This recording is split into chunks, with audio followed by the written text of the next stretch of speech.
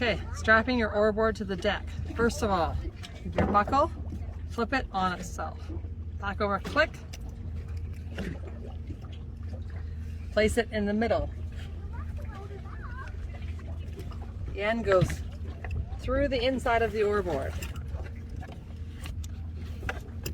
This end goes over the buckle and back in, under itself, inside the oar board again.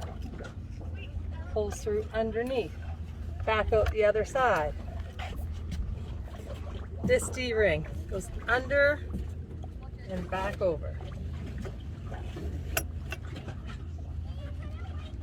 Then back inside the oar board, pulling it through, keeping the buckle a little off center,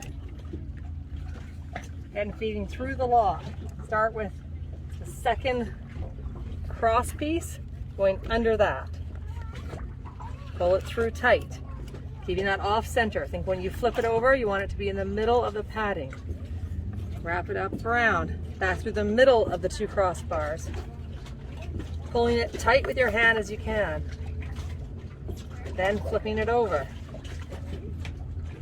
Hand pressure tightness, snapped in place, centered perfectly. The end through